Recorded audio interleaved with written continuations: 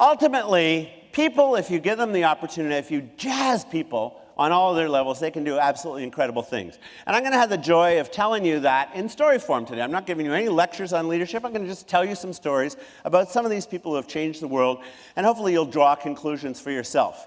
Now, the first story challenges one basic idea, which is that we all have little voices inside our heads. How many of you have little voices inside your heads that talk to you all the time? Okay, we have to have a deal here. You got to tell Doug, the storyteller, the truth, or I'm going to bring you up on stage, okay? So let's ask that again. How many of you have little voices that talk to you all the time? There you go, most of you. There's still a few liars out there. And now I know who you are, so you're in trouble. Everybody I know has voices that talk to us all the time, and those voices have a huge influence on the outcome of what we do. And the guy we saw in the opening video there, Henry Ford, Henry had a few issues himself, but he was a smart guy, and he said this one day. He said, whether you think you can or you think you can't, you're right. And what he was saying was, those little voices predetermine the outcome of what we do. They have a huge influence on us. Now, another pretty smart guy, most of you heard him, his name was Einstein. Einstein said something about change, and he said, we can't solve our problems with the same thinking we used when we created them. And Einstein, better than anyone alive on Earth at the time, understood that the entire universe is in a constant state of change. Nothing stays the same. Many of you know that every cell in our body changes every 7 years. So I'm standing here today, not a single cell that's here today in this room on this stage was here 7 years ago in this body, which blows me away. And no one's figured out how to just keep the good ones and get rid of the bad ones, unfortunately, but I'm sure there are people in a lab working on that. Ask the question, think back 7 years. All right, so summer 2002, what's the landmark? 9/11 was in the fall before that. We've all kind of come through that. What were you doing? What's changed in your life outside of every single thing in your body? In your personal life, in your work life? Because everything physical has changed. What else has changed? And for some people, the answer is not much. And part of that for some people is that they're resistant to change. It's a natural human reaction to put our feet in sometimes when things are changing because it gets us into areas outside our comfort zone. Einstein understood that when dealing with people. And my favorite definition of insanity is this one, which you may have heard before: doing the same thing over and over and expecting a different result. And how many people do you know who are like that? So I'd like to tell you a story to put into context the power of that little idea and the power of the little voices inside our heads. And here's the story. It's set from 1954, okay? So in 1954, in the world of track and field, it was believed that it was impossible for a human being to run a mile in under 4 minutes. How many of you have ever run a mile in under 4 minutes, just out of curiosity? Okay, we're all in this boat together. Excellent. Many medical practitioners back then actually thought that the pace required to run a sub-4 minute mile would cause the human heart to explode in the rib cage. One person who didn't believe it was a doctor and medical student and runner at Oxford named Roger Bannister. How many of you know the name Roger Bannister? So quite a few of you. Bannister had been trying to break 4 minutes for years, never got his time below 4:03, and by this little definition and my version of the story, woke up one day and went, I'm insane. Yeah, I should have done that with a British accent. Oh, bloody hell, I'm insane. Because he realized he was doing what every other runner in the world who was trying to break 4 minutes was doing. He was going out to the track every day and trying to run a little bit harder and faster and go, beat 4 minutes. It wasn't working. So he had a big idea. And he put that big idea, that aha, to the test at an otherwise ordinary track meet on May the 6th, 1954. And I'm going to show you the race because there's lots of lessons we can all learn from it. Two things we need to know before watching. Number one, there are 3 runners are going to break away from everybody else. Their names are Chris Brasher, Roger Bannister, Chris Chataway, in that order. So Chris, Roger, Chris. They're running as a team. They're not running against each other. And the voice you'll hear in addition to mine is that of Sir Roger Bannister himself. So let's have a look at this amazing 4 minutes out of sports history. As the gun fired, Chris Brasher went into the lead and I slipped in effortlessly behind him, feeling tremendously full of running. My legs seemed to meet no resistance at all, almost as if impelled by an unknown force. We seemed to be going so slowly. Impatiently, I shouted faster, but Brasher kept his head and didn't change the pace. So while the record books show that the barrier was broken by a single runner, Bannister, it wasn't. It was broken by a team. For years, as I say, he tried to do it alone and never got below 4:03. So his big aha was, hold on, why don't I bring my teammates to run with me rather than against me? So he went out and found two equally dedicated runners in Brasher and Chataway, and a tough new coach named Franz Stempfel, whose name you'll hear. It was as a team that they literally set out to change the world's view of what a human being was capable of doing. I went on worrying about the pace until I heard the first lap time of 57.5 seconds. In the excitement, my knowledge of pace had deserted me. Brasher could have run the first quarter in 55 seconds without my realizing it, because I felt so full of running. But I should have had to pay for it later. Instead, he had made success possible. So that was Brasher and Chataway's job, make success possible. At 1.5 laps, I was still worrying about the pace. A voice shouting, "Relax," penetrated to me above the noise of the crowd. I learned afterwards it was Stempfel's. Coach. Unconsciously, I obeyed. If the speed was wrong, it was too late to do anything about it. So why worry? So you hear that during the first 2 laps, Bannister's preoccupied with pace. He's yelling faster, faster at Chris Brasher at the front, and Brasher doesn't speed up.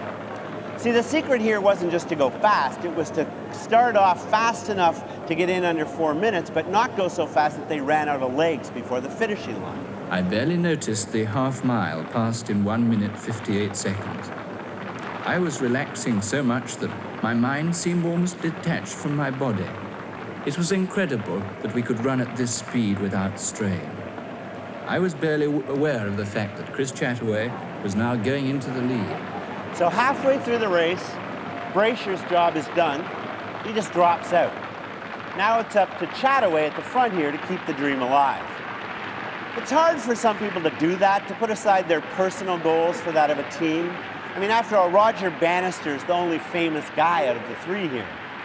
But as a storyteller, I say, yeah, that's true, but there are only 2 people in human history besides Roger Bannister who have been able to sit and tell the story that on this day in 1954, they literally changed the world's view of what a human being could do.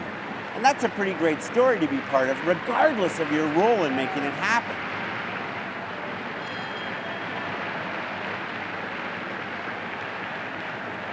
Three-quarters of a mile, the effort was still barely perceptible.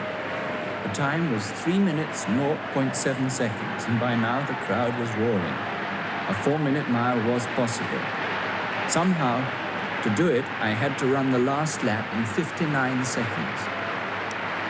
Chataway led round the next bend, and then I pounced past him at the beginning of the back straight, 300 yards from the finish.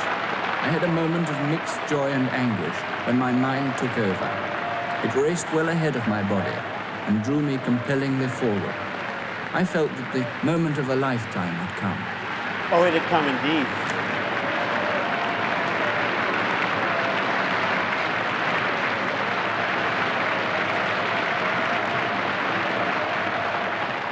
Those last few seconds seemed never-ending. The faint line of the finishing tape stood ahead as a haven of peace after the struggle. I leapt at the tape, like a man taking his last spring to save himself from the chasm that threatens to engulf him. My effort was over, and I collapsed almost unconscious with an arm on either side of me. It was only then that the real pain overtook me. I knew I had done it before I even heard the time. I felt as if I was too close to have failed. On May 6, 1954, Chris Brasher, Roger Bannister, and Chris Chataway did break the impossible barrier. They ran the mile in 3:59.4, 0.6 of a second under impossible. In doing that, they showed every other runner in the world that it could be done. They changed the game from can it be done to how fast can it be done. A couple of weeks later, an Australian named John Landy, who'd been trying to do this for years, suddenly did it in 3:58. Bannister raced him a couple of months later, did it in 3:57.3. And the barriers continued to fall in the year since, and today stands at 3:43.13. So what's the point for all of us in business? I mean, what can any of us learn from that? Well, number one, I think, as Henry Ford said, whether you think you can or you think you can't, you're right. As soon as Bannister broke that mental barrier for everyone, it changed the game. And I asked the question, what are your mental barriers? What are the things about yourself or the way you operate that you think are impossible? Because dealing with those, pounding your way through them, is the most important step to doing things, as I say, to reaching your full potential, to operating at all 5 of your levels. Secondly, for those of you who have teams that work with and for you, I thought this was a great example of clarity of vision. You know, we all have visions, and visions are important. Here's the vision. 4 minutes and over, we fail. Anything under 4 minutes, we win. Everyone clear? There was no doubt about what they had to do to win. And there was no doubt about what everyone's role in the team was. Chris Brasher, get us halfway. Chataway, get us 3/4. Roger, you're the closer. Everyone clear on what their roles were. Now, despite that, there was an interesting team dynamic. Bannister challenged Brasher through the first 2 laps, yelling, faster, faster, and Brasher refused to speed up. I would put to you that the leader on the team was not Roger Bannister, who was the hierarchical leader. It was Chris Brasher, because I watched that race. I've seen this race 100 times. I would put to you that if they had gone any faster in the first 2 laps, there is no chance Bannister would have had the legs to make it in under 4 minutes. He barely made it. Brasher had exactly the right pace, and he trusted his gut to say no to his hierarchical boss, to risk going back into the locker room if he had been wrong and they had come in at 4:05, dealing with his comrades. But they had created a team environment where he could make that decision, and Bannister said, you know what, I'm just going to go with it. And that is the glue that holds great teams together. The accountability of Brasher for doing it, and the team dynamic for allowing him to. And finally, they showed something that I think we all know, that we forget sometimes in the heat of battle, which is that nothing great was ever done alone. If you want to do something, you have to surround yourself with a great team. And the good news is, you've already figured that out, and the team's here today. In a lot of organizations, that's not the clarity. There is no clarity around that. It's about my career, what kind of advancement can I get, what can I do for me, rather than what kind of success can we have as we. And I think Bannister, with just 3 people, was a great little microcosm in history to show that. Now, question, how many of you have people who report to you? Yes, that's perfect. Question to you, and how many of you have kids? Perfect. How many of you have spouses or girlfriends, boyfriends, partners? All right. I would put to you a simple idea. If you don't know what the mental barriers are inside the heads of the people who work for you, the people who are your teammates at whatever hierarchical level they are, of your spouse or your teenage kids who are driving you insane, it's impossible to help them as a leader to get beyond where they are right now. So we're going to do a fun little thing after the break, which is why I want you to sit together. But understanding those mental barriers is the first step in getting there.